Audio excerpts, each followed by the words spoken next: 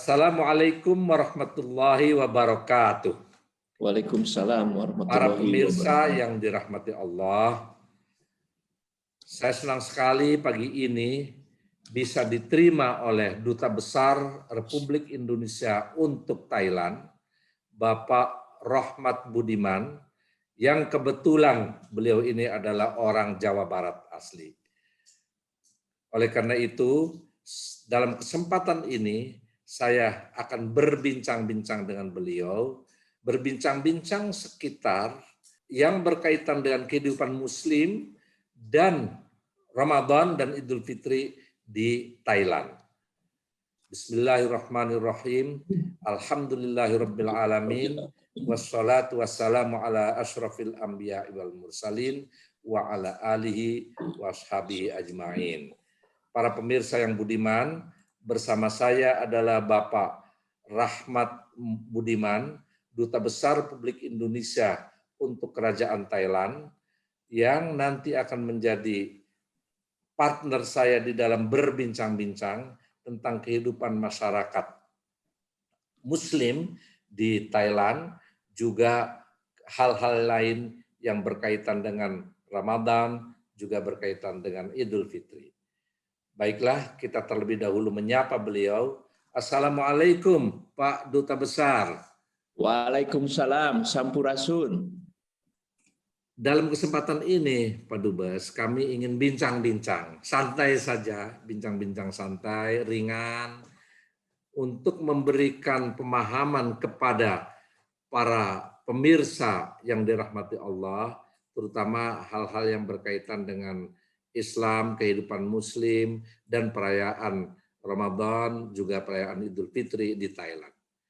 Saya ingin mengajukan pertanyaan yang pertama, Pak Dubes, yaitu sebetulnya penduduk Thailand itu secara keseluruhan berapa dan berapa persentase Muslim di Thailand, juga bagaimana hubungan antar umat beragama di Thailand.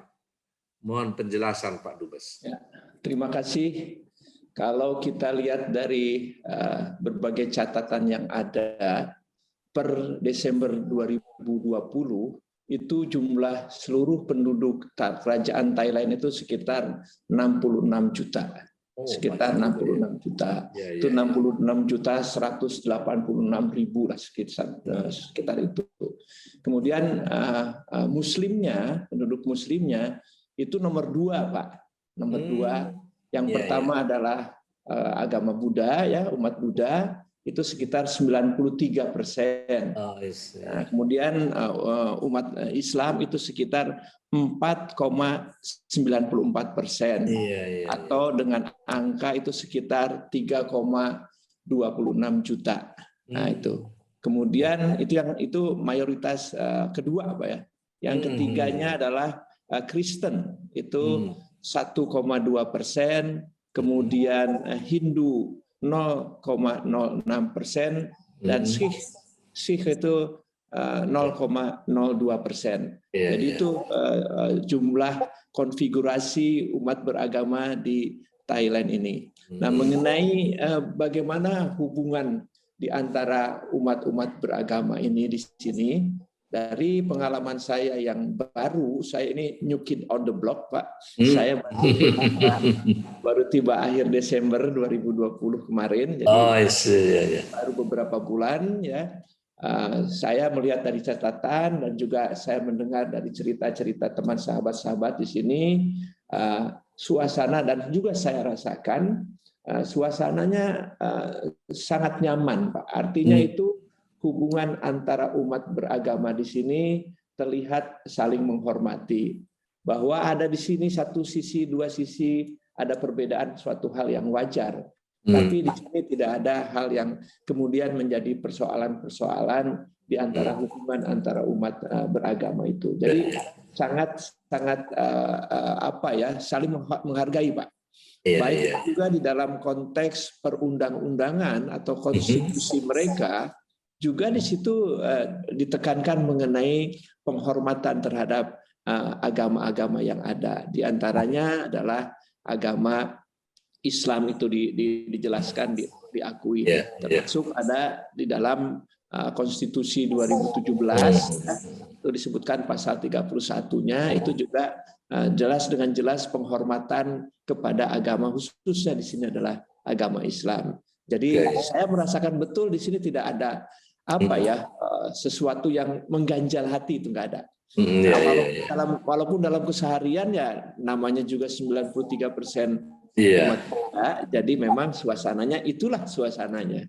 Tetapi juga sebagai informasi di sini ada misalnya tempel yang menjadi salah satu ikon dari Thailand, Bangkok khususnya, yaitu tempel Wat Arun. Di situ juga tidak jauh dari Wat Arun itu berdekatan itu ada juga masjid dari masa. Jadi sangat kental persaudaraan dan persahabatannya, Pak. Bahkan saya lihat sendiri kan, kalau tidak salah, Perdana Menteri atau apa itu yang beragama Islam? Ya, memang ada, Pak. Di sini ada Menteri, Permanent Secretary gitu ya. Itu memang di sini banyak yang masuk, termasuk juga beberapa anggota parlemen itu juga agama Islam. Sebagai informasi, Pak, di seluruh negara kerajaan Thailand ini itu cukup banyak jumlah masjidnya, Pak. Cukup banyak. Jadi ada sekitar 4.015 masjid gitu. Di Bangkok sendiri ada sekitar 186 masjid. Memang yang terbanyak adalah di Thailand Selatan, di mana itu berbatasan dengan Malaysia. Di situ kebanyakan adalah dari suku Melayu ya. Itu paling banyak. Itu sekitar 3.000-an masjid. Cukup besar. Dari 77 provinsi di Thailand ini, yang belum ada masjidnya hanya ada di 5 provinsi. Jadi secara keseluruhan besar. Juga di sini ada semacam majelis ulamanya lah, Pak. Majelis ulamanya yang disebut dengan Syekhul Islam. Nah, di situ rujukan dari umat Islam Thailand, termasuk juga di dalam pelaksanaan berbagai ibadah. Antara lain adalah Ramadan, ya, kemudian penentuan awal dan akhir Ramadan. Tadi malam dilakukan sidang isbat oleh Syekhul Islam yang memutuskan bahwa Hari Raya Idul Fitri tahun ini jatuh pada hari Kamis. Jadi sama dengan di Indonesia ya, Pak.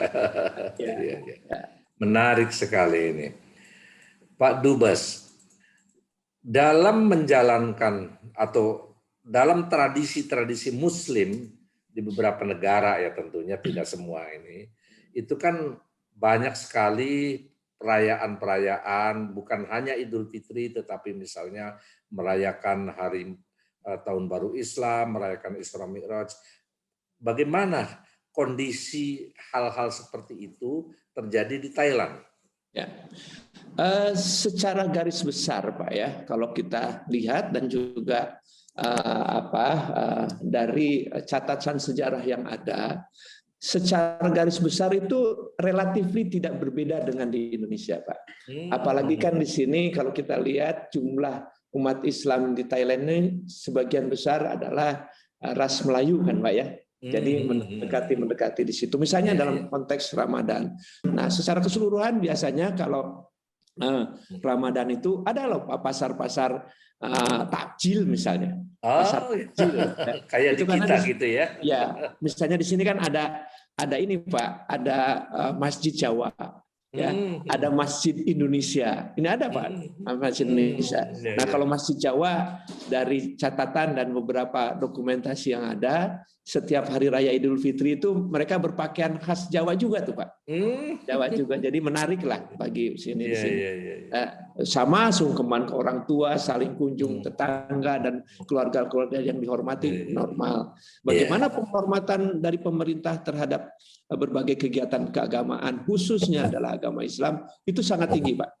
Misalnya saja ketika Maulid atau hari-hari besar Islam, itu raja menghususkan hadir di dalam acara yang dilakukan secara cukup besar, Pak. Iya, subhanallah ya. Kita di Istana Presiden lah. Ini di secara khusus itu diadakan di Istana Kerajaan. Dan itu juga raja mempunyai penasehat yang juga dari latar belakang Islam. untuk mengurusi hal-hal yang berkaitan dengan umat Islam di Thailand ini. Jadi memang perhatiannya cukup besar, Pak. Sehingga itulah yang tadi saya katakan, suasana saudara-saudara Muslim kita di Thailand sangat nyaman karena bisa melaksanakan kegiatan keagamaannya secara baik, ya, dengan juga memperhatikan lingkungannya. Kalau kita perhatikan, Pak Dubes, kan durasi puasa atau saum di Thailand itu kan tidak jauh berbeda dengan di kita kan gitu itu. Tidak seperti di negara-negara subtropis gitu ya, kadang panjang banget, kadang pendek banget. Nah, bagaimana itu masyarakat Muslim di Thailand ini mengisi acara Ramadan? Misalnya malamnya selain taraweh itu apakah seperti di kita ada tadarus dan sebagainya, siangnya juga ada pengajian atau sorenya menjelang lebaran, menjelang berbuka itu ada pengajian. Mohon informasinya. Ya, dalam keadaan normal, Pak. Dalam keadaan normal, dalam arti kata tidak pandemi dalam waktu kurun 2 tahun belakangan ini, itu sama, Pak, dengan di Indonesia. Sama, ada tarawih, kemudian ada tadarusan, itu ada, Pak. Ada. Tapi dengan kondisi ini terpaksa kita harus menyesuaikan. Misalnya saja kita adakan nuzulul Quran secara virtual, Pak. Peringatan nuzulul Quran kita adakan. Tapi di kondisi normal mah tidak virtual ya? Langsung, Pak. Langsung kita adakan langsung. Tadarusan kita adakan langsung. Kemudian buka bersama dan tarawih kita adakan langsung. Nah, kita mengadakan misalnya lomba azan, kemudian tartil Quran, lomba adat bacaan ayat-ayat yang relatif mudah untuk anak-anak usia dini. Nah, kita adakan, Pak, pada waktu kemarin kita nuzul Quran, kita adakan. Nah, dalam situasi normal ini, Pak Dubes, dalam situasi normal, itu apakah masyarakat Muslim Thailand ini itu diberikan fasilitas, bukan hanya kebebasan itu, untuk menyelenggarakan perayaan Idul Fitri, dan bagaimana masyarakat non Muslimnya itu sendiri, apakah istilahnya itu ikut celebrating atau ikut sekurang-kurangnya itu mengucapkan selamat Idul Fitri kepada masyarakat Muslim di sana? Ya, kalau secara normal itu dirayakan, Pak, dirayakan oleh bukan hanya Muslim. Jadi orang-orang umat agama lain, ya, orang-orang Thailand yang beragama lain, mereka juga selain mengucapkan melalui WhatsApp, menjelaskan berbagai cara, mereka juga datang ke saudara-saudaranya atau kenal-kenalannya orang Islam yang merayakan, Pak, merayakan. Seperti misalnya contohnya di KBRI saja, itu yang namanya open house itu ya dihadiri bukan hanya oleh umat Islam saja, tetapi juga oleh umat-umat agama lain, bukan hanya warga negara Indonesia, tetapi juga warga-warga negara counterpart yang mengetahui bahwa di KBRI ada open house dalam rangka merayakan Idul Fitri. Jadi mereka datang berkunjung bersama-sama beriang gembira di sini. Ya, seperti contoh lagi nih, Pak, misalnya di dalam mengucapkan Selamat Hari Raya Idul Fitri, ya, dari segenap keluarga besar KBRI Bangkok. Di sini kami bersama-sama, Pak, bersama-sama bernyanyi Hari Raya Lebaran yang diikuti bukan hanya oleh staf umat Islam saja, yang non Muslim pun ikut sama-sama berdendang bernyanyi untuk merayakan mengucapkan Selamat Hari Raya Lebaran Idul Fitri dari keluarga besar KBRI Bangkok. Jadi saya merasakan betul suatu kekeluargaan, sesuatu saling hormat menghormati antara umat beragama yang ada di Thailand ini. Dan bagi saya melihatnya seperti ini. Mungkin kita di dalam merayakan menyelenggarakan ibadah itu Ramadan, Pak, saya melihat tidak ada yang berubah di dalam kehidupan sehari-hari. Ya, toko-toko, warung-warung buka karena memang sebagian besar 93% kan Buddha kan, Pak. Jadi ya seperti biasa restoran buka, tapi kita tidak merasa bahwa kita tidak dihormati karena itu buka. Karena memang tantangan kita berRamadan adalah bagaimana menghadapi kehidupan sehari-hari. Kayak gitu kan? Bukan kemudian restoran ditutup, tapi kemudian orang banyak di dalam. Ya biasa saja kita menghadapi karena memang puasa itu bagaimana kita menahan diri menghadapi berbagai hal yang memang terjadi dalam kehidupan kita sehari-hari. Itulah ujian, kan gitu kan, Pak? Betul. Bahkan ada ungkapan the more is the temptation, the more reward. Ya, betul. He atau she will get from the God. Baik, Pak Dubes, itu menarik sekali ya. Kemudian bagaimana itu tradisi-tradisi Islami ini ditransmisikan kepada generasi berikutnya itu, supaya sehingga generasi mudanya pun yang tentu pergaulannya jauh lebih luas, apalagi sekarang dengan media komunikasi yang sangat canggih, dengan pengaruh-pengaruh media massa yang sangat besar. Bagaimana kaum muslimin di Thailand ini itu menjaga tradisi-tradisi yang selama ini orang tuanya itu pelihara, juga ditransmisikan kepada generasi berikutnya. Saya seperti tadi saya sampaikan, saya tiba di sini Desember.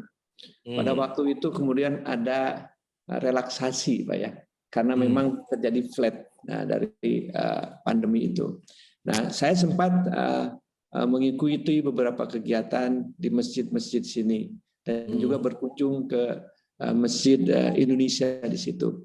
Ya, intinya adalah kegiatan yang ada itu bukan hanya kegiatan para orang tua saja, tetapi juga anak-anak usia dini pun itu diperkenalkan dengan kegiatan-kegiatan keagamaan. Tadi saya katakan bahwa pada saat perayaan Nuzulul Quran misalnya, kita juga mengadakan lomba-lomba azan untuk anak-anak. Kita mengadakan lomba tartil Quran untuk anak-anak. Kita mengadakan cerdas cermat untuk anak-anak. Nah, ini adalah sebagai salah satu upaya memberikan pemahaman mengenai keislaman kepada generasi muda kita, ya kan? Kemudian juga dalam kegiatan-kegiatan dalam keadaan normal, sholat tarawih, berbuka puasa itu juga dihadiri oleh anak-anak. Bahkan untuk berbagai kegiatan keagamaan, tulang punggungnya di sini, Pak, tulang punggungnya di Thailand ini adalah anak-anak kita. Para mahasiswa kita, kita selalu bekerja sama dengan para mahasiswa Indonesia yang ada di Thailand, yang khususnya yang tergabung dalam organisasi Permita, yaitu Persatuan Mahasiswa Indonesia di Thailand. Nah, mereka juga karena kan tersebar di berbagai universitas kan, Pak. Nah, mereka kepengurusannya juga berada di universitas-universitas tersebut. Dan kemudian mereka mempunyai kelompok-kelompok pengajian, Pak. Kelompok-kelompoknya di antara para mahasiswa itu. Nah, ini yang menjadi mesin roda-roda kita di dalam upaya untuk memelihara dan meningkatkan kegiatan-kegiatan keislaman kita, khususnya adalah bagaimana dalam penyelenggaraan kegiatan Ramadan itu. Misalnya untuk besok sore kita akan adakan acara secara virtual. Nah, itu ya tulang punggungnya antara lain adalah para mahasiswa itu, Pak, para generasi muda. Iya. Nah, sekarang saya ingin bertanya ini. Pada masyarakat Thailandnya itu sendiri, itu bagaimana kehidupan seperti itu? Apakah terjadi seperti yang dilakukan oleh komunitas Muslim asal Indonesia atau katakan diaspora dari Indonesia? Iya, Pak, sama karena selain mereka juga turut bergabung. Ya, kalau di sini kan Pak lebih terpusat, Pak ya, lebih terpusat. Jadi kegiatan-kegiatan keagamaan itu terpusat antara lain adalah di masjid-masjid itu, Pak. Di masjid-masjid itu. Jadi misalnya saya waktu itu ke daerah Pattaya, Pak ya, itu kan salah satu objek turis, ya, objek turis yang sangat terkenal. Bahkan dulu kalau mungkin Profesor masih ingat, ada grup band dari Surabaya, yaitu Dara Puspita. Nah, Dara Puspita kan salah satu lagu yang terkenalnya adalah Pantai Pattaya itu. Pattaya, betul. Duhai Pantai Pattaya, itu kan, itu adalah yang terkenal. Nah, bayangkan di situ juga ada komunitas-komunitas Islam, Pak. Saya pernah sholat Jumat di sana, yang sebagian besar yang mengikuti adalah orang lokal, orang Thailand, ya, dan ceramahnya, kemudian juga berbagai komunikasi itu dalam bahasa Thailand, Pak, dalam bahasa Thailand. Dan sama seperti di Indonesia, untuk acara berbuka puasa juga, ya itu diadakan seperti itu, Pak. Jadi memang ada. Jadi bukan hanya semata-mata warga negara Indonesia atau ras Melayu yang, tetapi ya umat Islam secara keseluruhan merayakannya persis sama dengan tadi nuansa-nuansa Thailand yang muncul, Pak. Iya. Baik, Pak Dubes. Mungkin terakhir kali ini, apakah di sana ada lembaga-lembaga pendidikan Islam seperti madrasah atau pesantren itu yang benar-benar mengkonsentrasikan pendidikan kepada generasi mudanya, khusus mendalami ajaran-ajaran agama Islam? Ada, Pak. Ada. Banyak sekali lembaga-lembaga pendidikan Islam ya yang dikelola oleh komunitas-komunitas Islam, yaitu misalnya pesantren-pesantren. Dan ada satu hal, Pak, ada satu hal yang menurut saya Indonesia harus belajar. Dan saya sendiri agak ya bukan malu, Pak ya, tapi respect. Di sini ada halal science center.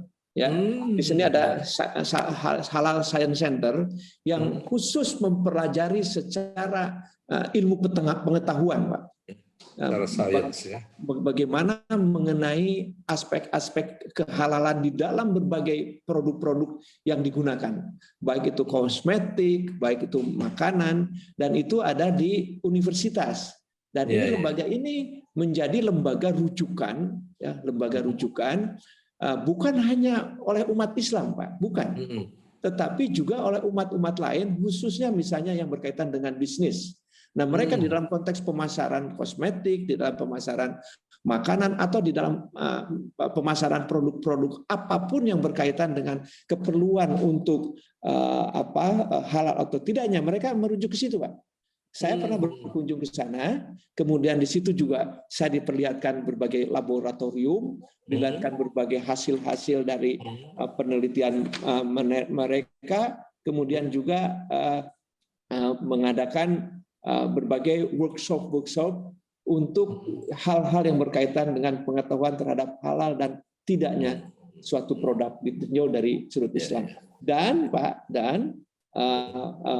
pendiri dari Halal Science Center ini dan juga mesin utama dari sini adalah diaspora Indonesia. Dan diaspora itu Indonesia itu sendiri, mungkin Bapak akan mengetahui siapa beliau, yaitu siapa itu? Putra dari Kiai Haji Ahmad Dahlan. Cucu dari jadi pendiri Muhammadiyah ya, beliau adalah cucunya. Cucunya dokter yang memonitor menjadi motor dari kegiatan halal science. Dan itu sekarang menjadi rujukan bukan hanya dari Thailand saja, Pak. Namanya adalah Dr. Winay Ahmad, ya, Winay Dahlan, ya. Itu adalah cucu. Dan salah satu saudara dari Dr. Winay Dahlan itu adalah kebetulan juga bertugas di KBRI Bangkok ini. Jadi memang luar biasa, Pak, luar biasa. Kemudian mengenai tadi apakah kita ada sekolah Islam? Kita juga bekerja sama, KBRI bekerja sama dengan salah satu sekolah Islam Atarkiyah Islam di selatan, di Thailand Selatan. Jadi dan sebagai informasi, di Thailand Selatan itu ada konsulat kita, yaitu di Songkhla. Oh, di Songkhla, ya. Songkhla. Nah, di situ mereka sangat banyak berkegiatan dengan masyarakat Muslim di Thailand yang berada di bagian selatan Thailand. Jadi memang banyak hal-hal yang saya kagum itu mengenai itu, Pak. Mengenai halal center itu ya, Pak. Itu luar biasa. Mereka melakukan pendekatan bukan hanya dari ayat Quran saja, Pak. Jadi hanya sekedar ini jenis ini halal atau tidak ini, tapi mereka melakukan penelitian yang secara teknologi. Saya dibawa pada berbagai alat-alat yang luar biasa, Pak. Luar biasa. Di negara yang 93% lebih adalah umat Buddha. Tapi itu menjadi unggul. Dan kami kemarin mengajukan kerjasama juga dengan saya dorong untuk melakukan workshop dengan para mahasiswa Indonesia. Saya dorong atas pendidikan di sini untuk mencoba mengatur suatu jalinan kerjasama dengan Universitas Indonesia dan diberikan kesempatan untuk program magang di sana. Jadi kita ingin sebagai studi banding yang betul-betul studi banding, bukan studi banding untuk hanya sekedar studi banding tapi tidak ada follow up. Jadi kita ingin itu kita lakukan. Nah, mungkin kalau misalnya UPI di situ tertarik, Universitas Pendidikan Indonesia tertarik untuk melihat aspek itu, ya, dan menjadi halal center di Indonesia, why not? Why not?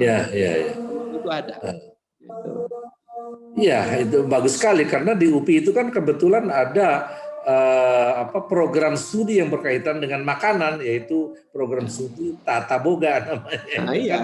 Bagus sekali kalau iya. Baik. Nah, bahkan mungkin tadi Profesor menyampaikan bahwa mengelola pesantren dalam konteks pendekatan akademis. Betul. Nah, mungkin ini juga bisa menjadi bagian salah satu program yang dikembangkan gitu kan. Jadi bukan semata-mata urusan ibadah, tetapi juga konteks muamalahnya di dalam konteks penerapan sains di dalam kehidupan sehari-hari. Ya, dalam perspektif Islam ya tetap itu ibadah, namanya ibadah betul, gitu. Betul. Tapi dalam konteks ini adalah bagaimana ibadah yang kemudian di dalam kehidupan sehari-harinya diterapkan kan gitu kan, Pak. Ujung-ujungnya ya memang semua babnya ya bab ibadah yang berkaitan dengan ibadah ke Allah juga bagaimana melalui hubungan kita dengan dalam konteks muamalahnya kan gitu kan. Betul, ya. Menarik sekali Pak Dubes. Sebetulnya kalau tidak terbatas kepada waktu, saya ingin menggali lebih dalam lagi. Bisa kita tindak lanjuti pembicaraannya itu. Dengan senang hati. Iya, baik pemirsa yang dirahmati Allah, perbincangan saya dengan Dubes Thailand ini sangat menarik sekali, dan kalau bisa saya simpulkan, yaitu yang pertama, memang kalau dari segi kehidupan masyarakat, terutama masyarakat Muslim dalam menjalankan peribadatan maupun amalia-amalia Ramadan, itu tidak jauh berbeda dengan masyarakat Muslim di Indonesia. Namun ada hal-hal yang sangat spesifik, terutama yang berkaitan dengan seperti tadi dijelaskan bahwa di sana meskipun mayoritas adalah non-Muslim yaitu Buddhis, namun komunitas Islam ini benar-benar pertama sangat dihargai oleh pemerintah dan diakui bukan hanya eksistensinya, tetapi juga keberagamaannya pun dilindungi oleh negara, dan juga negara bahkan ikut memberikan dukungan, memberikan kontribusi terhadap kemajuan-kemajuan Islam di Thailand. Termasuk diantaranya adalah yang terakhir dijelaskan oleh Pak Dubes, yaitu adanya halal center yang bahkan di Indonesia, sepengetahuan saya, itu belum muncul itu halal center sebagaimana di Thailand, padahal penduduk Thailand ini adalah mayoritas non-Muslim. Saya pikir itu kesimpulan yang bisa kita ambil dan juga banyak pelajaran-pelajaran yang bisa kita petik dari bagaimana kehidupan keberagamaan terutama masyarakat Muslim di negara Thailand atau di kerajaan Thailand. Demikian, terima kasih Pak Dubes. Mudah-mudahan kita nanti bisa ketemu lagi untuk berbincang-bincang tentang topik yang lainnya itu. Amin. Para pemirsa, wassalamualaikum warahmatullahi wabarakatuh. Waalaikumsalam.